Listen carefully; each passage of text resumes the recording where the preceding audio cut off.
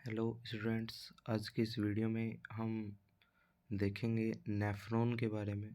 Nephron के structure के बारे में देखेंगे, नेफ्रॉन के टाइप्स के बारे में देखेंगे और रीनर रीनल कार्पस्कल के बारे में देखेंगे, जिसको मेलपीजियन बॉडी भी बोलते हैं। इसके बारे में देखेंगे। सबसे पहले हमें स्टार्ट करते हैं नेफ्रॉन के बारे में। The kidney contains about 1 to 2 million structural and functional units nephron. एक किडनी में 1 से 2 million structure and functional unit होती हैं, जिनको नेफ्रॉन बोला जाता है। यहाँ पे सबसे पहले हम देखते हैं नेफ्रॉन के जो पार्ट होते हैं उनके बारे में। नेफ्रॉन में एक होता है ग्लोमेरुलस होता है, एक होता है रीनल ट्यूब्यूल्स। रीनल ट्यूब्यूल्स के भी 3 पार्ट होते हैं, एक तो पीसीटी, डीसीटी और लूप ऑफ हेनले। इनकी स्ट्रक्चर हम देखते हैं। यहाँ पे आपको दिखाई दे रहा होगा,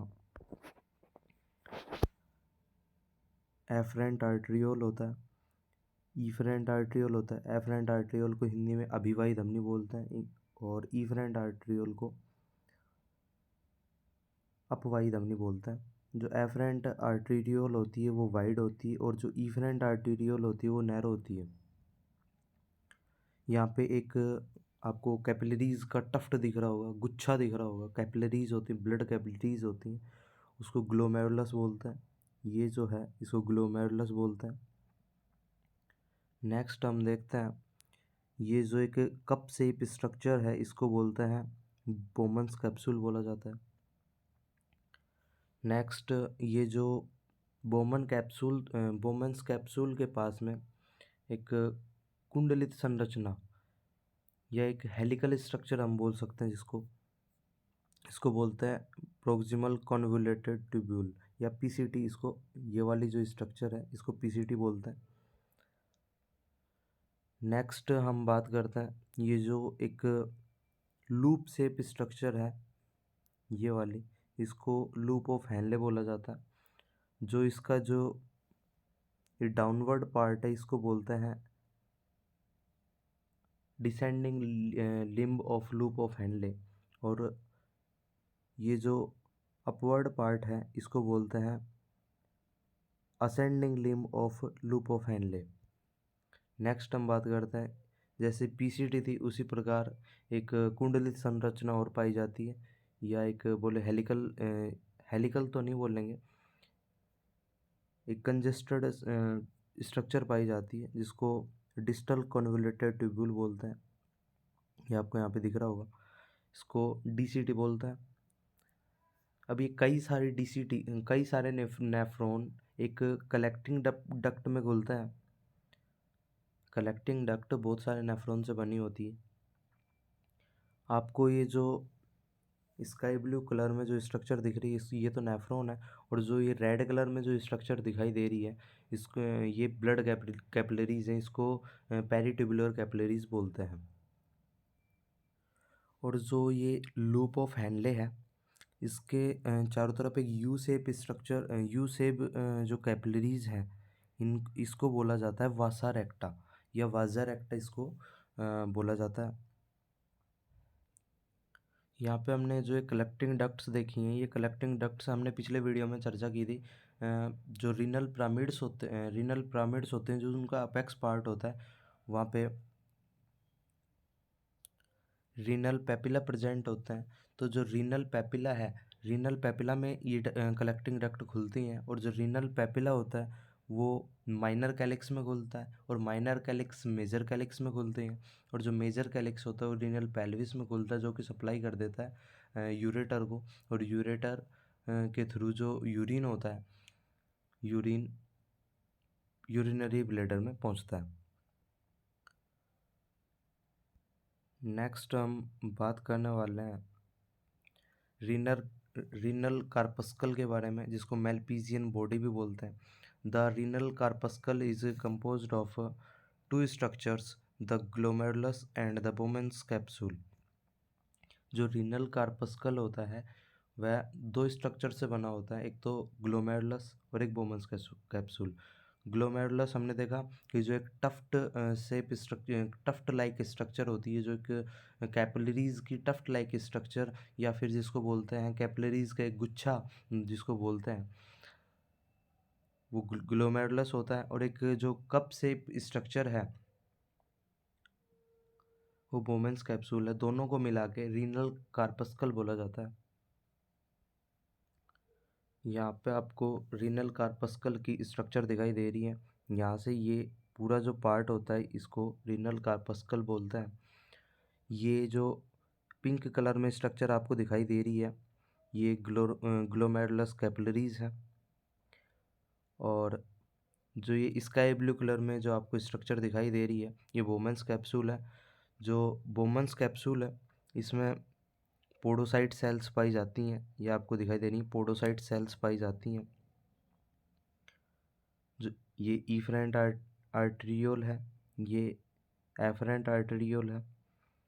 और इसमें एक ये इसको बेसमेंट मेम्ब्रेन बोला जाता है। जो बोमेंस कैप्सूल की जो मेम्ब्रेन होती है उसको बेसमेंट मेम्ब्रेन बोला जाता है। जो बोमेंस कैप्सूल की जो लेयर्स हैं, 2 लेयर्स पाई जाती है, 2 लेयर्स से कंपोज्ड होता है।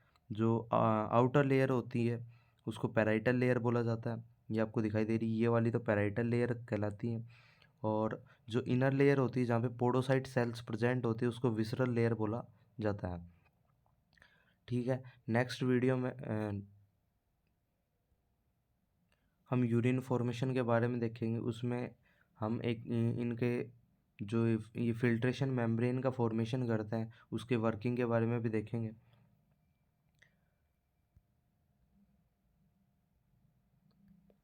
हम देखते हैं the glomerulus is small tuft of capillaries containing two cell type endothelial cell which have large fenestrae.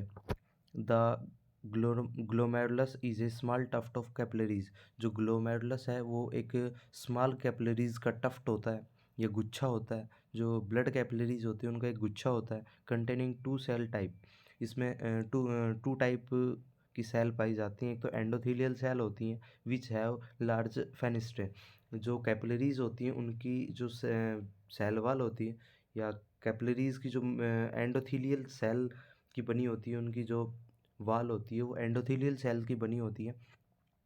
उनके बीच में छोटी छोटी जगह पाई जाती हैं जिनको फेनेस्ट्रे बोलते हैं। एंडोथीलियल सेल्स के बीच में जो जगह पाई जाती हैं उसको फेनेस्ट्रे बोलते हैं। नेक्स्ट मिसेंजियल सेल पाई जाती हैं। Mesangial cells are modified smooth muscle cells that lie between the capillaries. जो मिसेंजियल सेल्स हैं वो जो स्मूथ मसल्स होती हैं उनकी मॉडिफाइड सेल्स होती हैं जो कि कैपिलरीज के बीच में प्रेजेंट होती है। यहाँ पे हम आपको दिखाते हैं जो ये पिंक कलर में जो स्ट्रक्चर है इनको बोलते हैं मिसेंजियल सेल्स।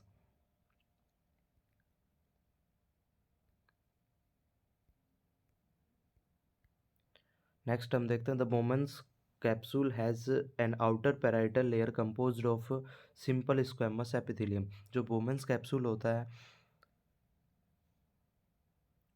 उसकी जो आउटर लेयर होती है उसको पैराइटल लेयर बोलते हैं, जो कि कंपोज्ड होती है सिंपल स्क्वेमस एपिथेलियम। जो सिंपल स्क्वेमस एपिथेलियम जो टिश्यू होता है उससे वो कंपोज्ड होती है। The visceral layer composed of modified simple squamous epithelium is lined by podocyte cells. जो विसरल लेयर होती है बोमेंस कैप्सूल की वो भी modified simple squamous epithelium tissues की बनी होती है। Is lined by podocyte. जो पोडोसाइट सेल हैं वो जो विसरल लेयर होती है बोमेंस कैप्सूल की वहाँ पे पाई जाती हैं। Podocyte have foot processes pedicels that wrap around glomerulus capillaries. जो पोडोसाइट होती हैं उनकी जो प्रोसेस होती हैं, जो उनका एक्सटेंशन होता है उनको पेडिकल बोला जाता है। That wrap around glomerular capillaries. जो ग्लोमेरुलर कैपिलरीज होती हैं उनके चारों तरफ लिपटी हुई होती हैं, रैप होती हैं। These pedicles integrate with pedicle of adjacent podocyte forming filtration slit।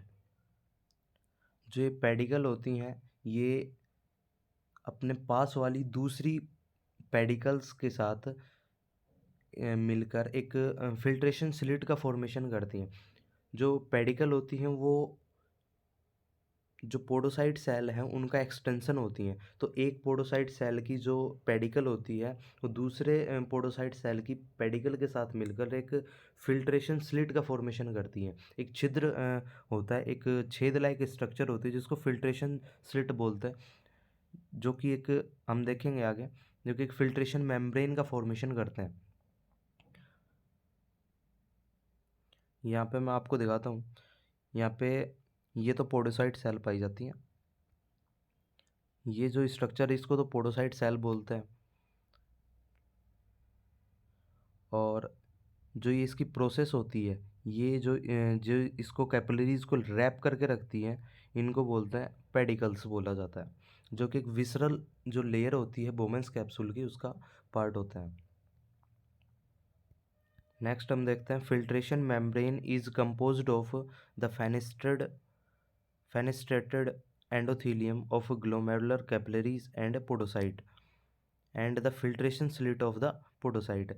जो फिल्ट्रेशन मेम्ब्रेन होती है जिसके थ्रू जो ब्लड फिल्टर होके ब्लड को फिल्टर किया जाता है और यूरिन का फॉर्मेशन का एक हम जो पार्ट देखेंगे ग्लोमेरुलर फिल्ट्रेशन, उसमें जो फिल्ट्रेशन मेम्ब्रेन है वो इम्पोर्टेंट रोल प्ले करती है।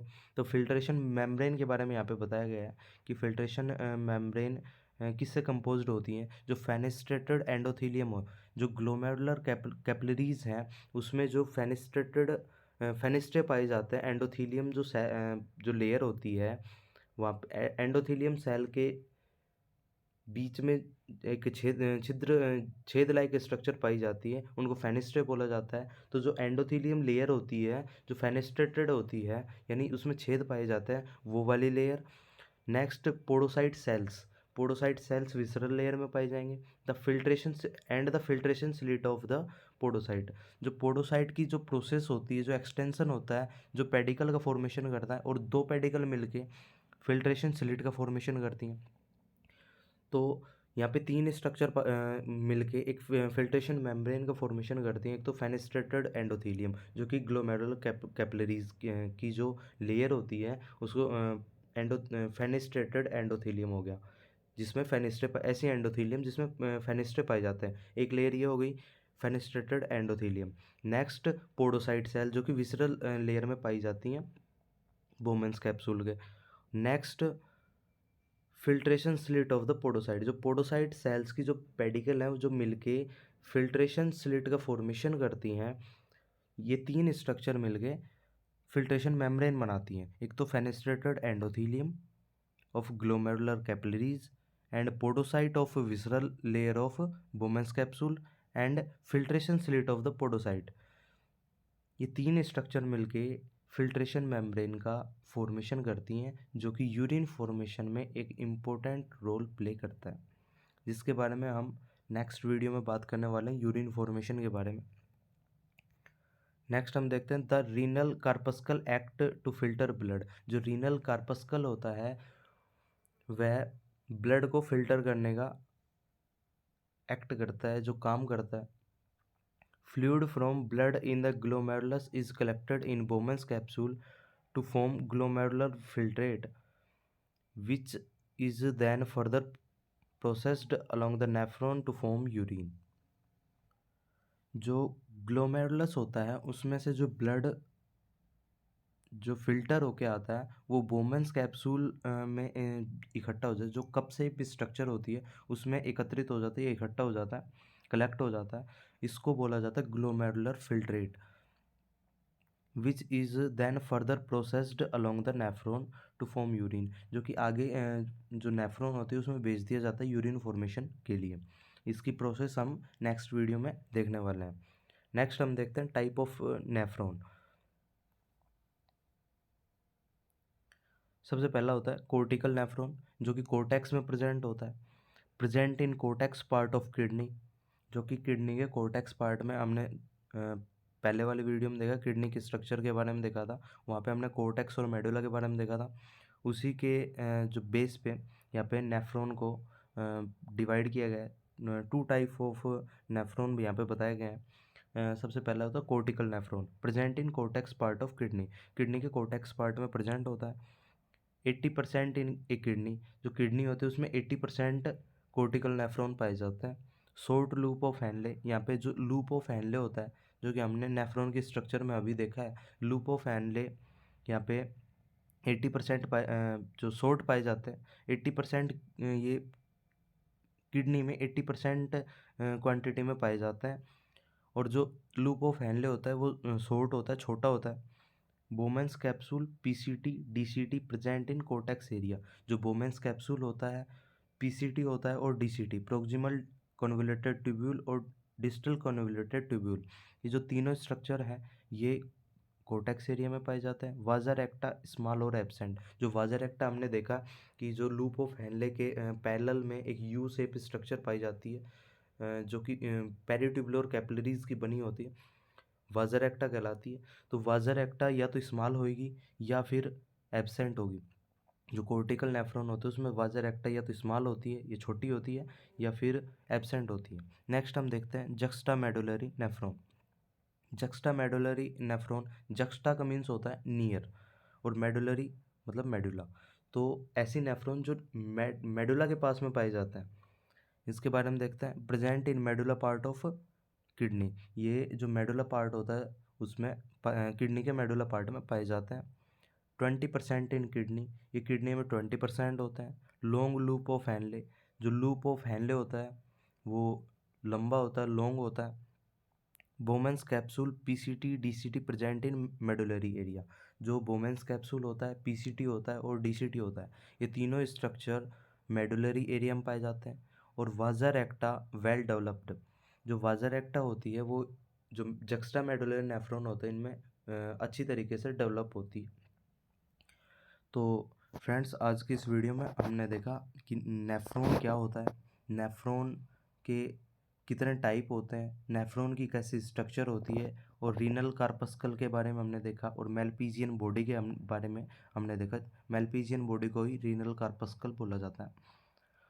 तो आज की वीडियो में हम इतना ही रखते हैं। नेक्स्ट वीडियो में हम बात करेंगे यूरिन फॉर्मेशन के बारे में, जो कि एक इम्पोर्टेंट टॉपिक है, जो बोर्ड लेवल पे भी एक 12th बोर्ड लेवल पे भी एक इम्पोर्टेंट क्वेश्चन बनता है, और जो नीट जैसे कॉम्पिटिटिव एग्ज़ाम होते हैं उनमें भी एक इम्पोर्टेंट क्वेश्चंस यहाँ से पुटअप होते हैं। तो नेक्स्ट वीडियो में हम यूरिन फॉर्मेशन के बारे में देखेंगे। तो आज की वीडियो में इतना ही रखते हैं। यदि चैनल को सब्सक्राइब नहीं किया, चैनल को सब्सक्राइब कीजिए, वीडियो को लाइक एंड शेयर कीजिए। Thank you.